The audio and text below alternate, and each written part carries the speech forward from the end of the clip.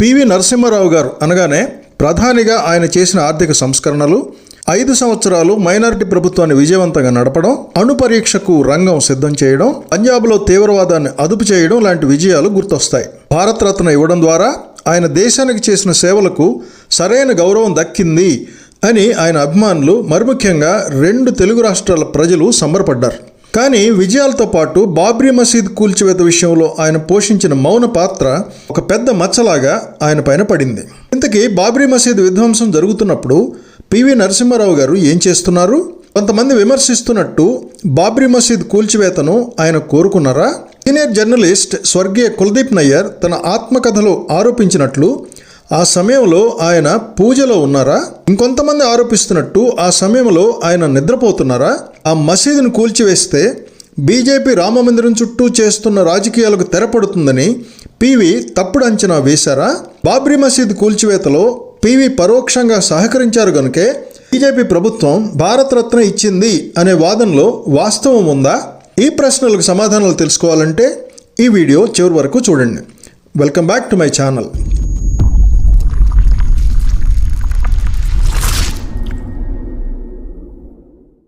పాములపర్తి వెంకట నరసింహారావు గారు, అందరికీ పివి. ఒక వామనుడు, బక్కపలచని, నిరంతరము నిశ్శబ్దాన్ని కప్పుకునే బహుభాషా కోవిదుడు. రాజకీయంగా ఎలాంటి బలం లేనివాడు భారతదేశ ప్రధాని కావడమే ఒక అద్భుతం. స్వతంత్ర భారత చరిత్రలో ఇంతకన్నా మించిన అద్భుతం ఇంకొకటి లేదు అనడం అతిశయోక్తి కాదేమో. 1991లో ఇక రాజకీయ సన్యాసం తీసుకుందామని ఆయన నిర్ణయించుకుని పెట్టాబేడా సర్దుకుని హైదరాబాద్ వచ్చేసి, ఎంతవరకు నిజమో తెలియదు కానీ నిజంగానే సన్యాసం తీసుకుని తమిళనాడు తిరునల్వేలి జిల్లాలో ఉన్న శ్రీ సిద్ధేశ్వర పీఠానికి అధిపతిగా వెళ్ళబోతున్నారు అని అప్పట్లో వినిపించింది. కానీ ఎన్నికల మధ్యలో రాజీవ్ గాంధీ దారుణ హత్యానంతర పరిస్థితుల్లో అనుకోకుండా ప్రధాని అయ్యారు.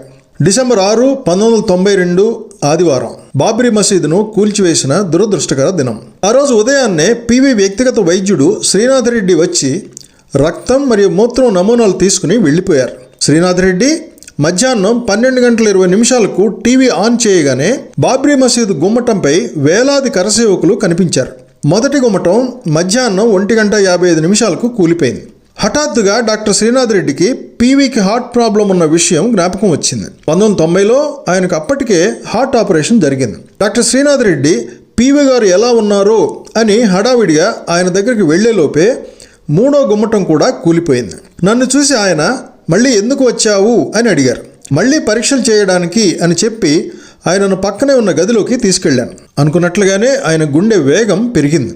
మనిషి చాలా ఆందోళనగా ఉన్నారు. అప్పుడు ఆయనకు ఎక్కువ డోస్ మందు ఇచ్చేసరికి ఆయన పరిస్థితి మెరుగైంది అని డాక్టర్ చెప్పుకొచ్చారు. పల్స్ రేటు, రక్తపోటు కూడా పెరిగాయి. ఆయన ముఖం ఎర్రగా మారింది. ఆ సంఘటన ఆయనలో చాలా ఆందోళన కలిగించిందన్నది సుస్పష్టం. ఎందుకంటే శరీరం అబద్ధం చెప్పదు అని డాక్టర్ శ్రీనాథ్ రెడ్డి వివరించారు. ఆ తర్వాత పివి తన గది తలుపులు మూసుకున్నారు. బాబ్రీ మసీద్ 3వ గుమ్మటం పడగొట్టేటప్పుడు కేంద్ర మంత్రి ఎంఎల్ ఫోతేదార్ పివికి ఫోన్ చేసి వెంటనే ఏదైనా చేయమని వేడుకున్నారు. తన ఆత్మకథ ద చినార్ లీవ్స్లో ఆయన ఫైజాబాద్లో ఉన్న హెలికాప్టర్ల ద్వారా వాయుసేనను అయోధ్యకు తరలించి కరసేవకులను చెదరగొట్టేందుకు టియర్ గ్యాస్ను ప్రయోగించమని ప్రధానికి విజ్ఞప్తి చేశాను. కానీ పివి ఆ పని నేనెలా చేయగలను అన్నారు. ఇలాంటి విపత్కర పరిస్థితుల్లో ఏ చర్య అయినా తీసుకునే అధికారం కేంద్రానికి ఉందని ఆయనకు నేను చెప్పాను. రావు గారు కనీసం ఒక గుమ్మటాన్నైనా కాపాడండి అని వేడుకున్నాను. అలాగైతే కనీసం దేశ ప్రజలకు మేం బాబ్రీ మసీదును రక్షించేందుకు వీలైనంతగా ప్రయత్నించాం అని చెప్పుకోవచ్చని వేడుకున్నాను. పివి చాలాసేపు మౌనంగా ఉన్నారు. ఆ తర్వాత ఫోతేదార్జీ, నేను మీకు మళ్ళీ ఫోన్ చేస్తాను అని పెట్టేశారు. ఫోతేదార్ ఇంకా ఇలా రాసుకొచ్చారు. ప్రధాని నిష్క్రియాపరత్వం నాకు చాలా నిరాశ కలిగించింది. నేను రాష్ట్రపతి శంకర్ దయాళ్ శర్మకు ఫోన్ చేసి ఆయనను కలవాలనుకుంటున్నట్లు తెలిపాను. ఆయన సాయంత్రం 5:30 రమ్మని చెప్పారు. నేను రాష్ట్రపతిని కలవడానికి బయలుదేరుతుండగా సాయంత్రం 6 గంటలకి కేబినెట్ సమావేశం ఉన్నట్లు ప్రధాని ఇంటి నుంచి ఫోన్ వచ్చింది. అయినా నేను రాష్ట్రపతి ఇంటికి వెళ్ళాను. నన్ను చూడగానే రాష్ట్రపతి చిన్నపిల్లాడిలా కన్నీరు పెట్టుకున్నారు. పివి ఎందుకు ఇలా చేశారు అని ప్రశ్నించారని ఫోతేదార్ రాసుకొచ్చారు. సాయంత్రం 6 గంటలకు పివి తన నివాసంలో కేబినెట్ సమావేశాన్ని ఏర్పాటు చేశారు. అప్పుడు ఏం జరిగిందో అప్పటి మానవ వనరుల శాఖ మంత్రి అర్జున్ సింగ్ తన ఆత్మకథ the grain of sand in the hourglass of time లో ఇలా వివరించారు. ఆ సమావేశం మొత్తం పివి ఎంత ఆగ్రహంగా కనిపించారంటే ఆయన నోట ఒక్క మాట కూడా రాలేదు. ఆయన ఆగ్రహాన్ని చూసి అందరూ మీరే ఏదైనా చెయ్యండి అన్నట్టు ఇంకొక మంత్రి జాఫర్ షరీఫ్ వైపు చూశారు. దేశం, ప్రభుత్వం, కాంగ్రెస్ పార్టీ ఈ సంఘటనకు భారీ మూల్యం చెల్లించాల్సి వస్తుందని జాఫర్ షరీఫ్ అన్నారు. ఆ సమయంలో ఇంకొక కేంద్ర మంత్రి ఎంఎల్ ఫోతేదార్ కన్నీరు కార్చడం ప్రారంభించారు. కానీ పివి మాత్రం శిలా విగ్రహంలా కూర్చున్నారు. పేలడానికి సిద్ధంగా ఉన్న అగ్నిపర్వతంలా ఉన్నారు.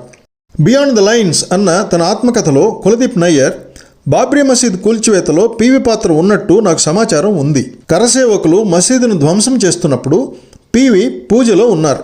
మసీదు చివరి రాయి పడిపోయాకే ఆయన పూజ నుంచి లేచారు అని రాశారు. కులదీప్ నయ్యర్ ఇంకా ఇలా రాశారు: శాంతి భద్రతలకు భంగం కలిగినప్పుడో లేదా భంగం కలిగే ప్రమాదం ఉందని అనుమానం ఉన్నప్పుడో రాష్ట్ర ప్రభుత్వాన్ని బర్తరఫ్ చేయవచ్చని పివికి అధికారులు సలహా ఇస్తూనే ఉన్నారు. కానీ పివి పట్టించుకోలేదు అని రాశారు. కానీ పివిపై half lion how PV Narasimha Rao transformed India అనే పుస్తకాన్ని రాసిన వినయ్ సీతాపతి మాత్రం ఈ విషయంలో పివి తప్పేమీ లేదని రాశారు. 1992లో 2 కూల్చివేతలకు కుట్ర జరిగింది. ఒకటి బాబ్రీ మసీద్, 2 పివి నరసింహరావు. సంఘ్ పరివార్ బాబ్రీ మసీదును కూల్చివేయాలనుకుంటే పివి ప్రత్యర్థులు ఆయనను పదవిలోంచి దించేయడానికి కుట్ర పన్నారు. బాబ్రీ మసీదును కూల్చివేసినా కూల్చివేయకున్నా తన ప్రత్యర్థులు మాత్రం తనను ప్రధాన నివాసం నుండి తరిమేయాలని చూస్తున్నారని ఆయనకు బాగా తెలుసు. కులదీప్ నయ్యర్ రాసిన దానిపై వినయ్ సీతాపతి ఇలా అన్నారు: బాబ్రీ మసీద్ కూల్చివేత సమయంలో పివి పూజలో ఉన్నారని కులదీప్ నయ్యర్ చెబుతున్నారు. ఆయన ఆ సమయంలో అక్కడ ఉన్నారా? ఏవో విశ్వసనీయ వర్గాల నుంచి సమాచారం తెలిసిందని ఆయన అంటున్నారు. కానీ ఆ విశ్వసనీయ వర్గాలు ఏవో కులదీప్ నయ్యర్ ఎందుకు బయట పెట్టడం లేదు? బాబ్రీ మసీద్ కూల్చివేత సమయంలో పివి నిద్రపోతున్నారు లేక పూజలో ఉన్నారు అనే కథలు అవాస్తవమని తన పరిశోధనలో తేలిందని వినయ్ సీతాపతి తెలిపారు. పివికి దగ్గరగా ఉండే జర్నలిస్ట్ కళ్యాణి శంకర్ బాబ్రీ మసీద్ విధ్వంసంలో పివి పాత్రను బిడిసికొట్టిన రాజకీయ ఎత్తుగడిగా ఆమె అభివర్ణించారు. బాబ్రీ మసీద్ విషయంలో ఏమీ జరగదని అద్వానీ, వాజ్పేయి ఆయనకు హామీ ఇచ్చారు. అక్కడ భద్రతా బలగాలను మోహరించాలా వద్దా అన్నది రాష్ట్ర ప్రభుత్వం ఇష్టం. అప్పటి యూపీ ముఖ్యమంత్రి కళ్యాణ్ సింగ్ అక్కడికి భద్రతా బలగాలను పంపనే లేదు. అందులో పివి తప్పేముంటుంది? పివిది తప్పుడు అంచనానా లేక నిర్ణయం తీసుకోవడంలో జరిగిన తప్ప అనే విషయంపై ఇంకొక జర్నలిస్ట్ సయీద్ నఖ్వీ పివిని ఒక్కరినే బాధ్యుడిని చేస్తే ఎలా? ఇందులో పివితో పాటు హోంమంత్రికి ఈ విషయంలో బాధ్యత లేదా అని అన్నారు. ఆ రోజు సాయంత్రం అయ్యేసరికి చాలామంది ప్రభుత్వ అధికారులు నుదుటన తిలకం ధరించి సగర్వంగా దాన్ని సెలబ్రేట్ చేసుకున్నారు. దానికేమంటారు అని నఖ్వీ అన్నారు.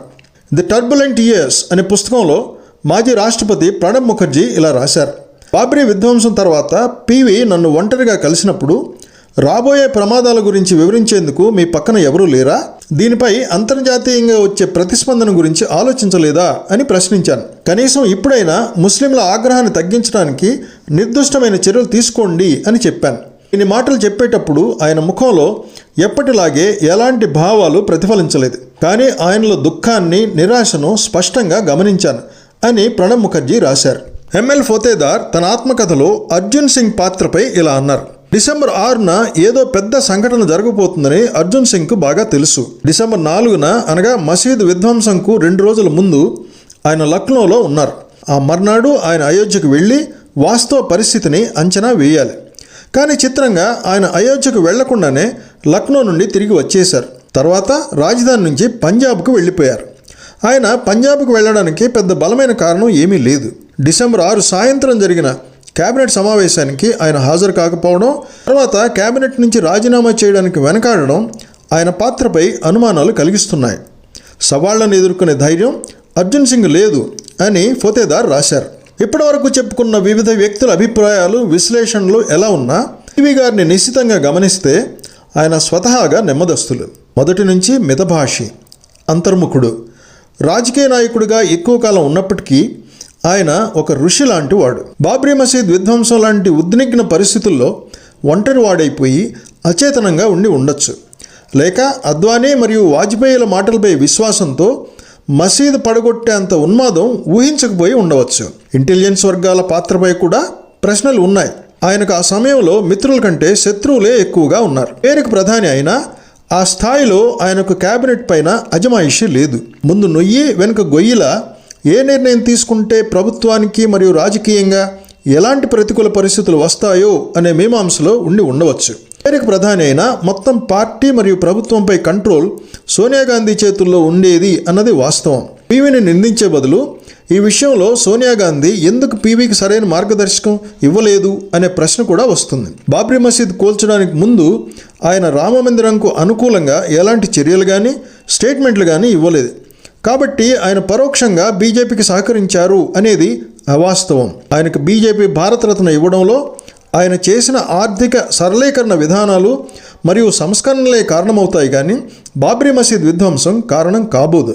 ఏదేమైనా పీవీ ఒక గొప్ప సంస్కరణవాది. ఆయన ప్రధాని పదవి చేపట్టినప్పుడు బ్యాలెన్స్ ఆఫ్ పేమెంట్స్ సమస్యలు, ద్రవ్యలోటు, విదేశీ మారక నిల్వల తరుగుదల వగైరాల రూపంలో 1985లో మొదలై 1991 నాటికి విషమించి దిగుమతులకు చెల్లించడానికి కూడా డబ్బు లేకపోవడంతో అంతర్జాతీయంగా భారత్ పరపతి తీవ్రంగా దెబ్బతినే పరిస్థితికి దారితీసిన ఆర్థిక సంక్షోభం. ఆ సమయంలో అంతర్జాతీయ ద్రవ్యనిధి అంటే IMF వద్ద భారత్ తన బంగారపు నిల్వలను తాకట్టు పెట్టే క్లిష్ట పరిస్థితుల్లో ఆయన దేశానికి దిశానిర్దేశం చేశారు. దేశాన్ని పాలించిన ప్రతి ప్రధానిపై కొన్ని ప్రశంసలు, కొన్ని అపవాదులు సహజం. అలాగే పీవీ పైన కూడా బాబ్రీ మసీద్ మరక పడింది. ఎవరు ఎలా విశ్లేషించినా స్వతంత్ర భారతదేశ చరిత్రలో పీవీ ఒక గుర్తుండే మైలురాయి. ఈ వీడియో నచ్చితే లైక్ చేయండి, షేర్ చేయండి, కామెంట్ చేయండి మరియు నా ఛానల్ని సబ్స్క్రైబ్ చేయండి. ఇలాంటి మరిన్ని వీడియోల కోసం నా ఛానల్ని చూస్తూనే ఉండండి.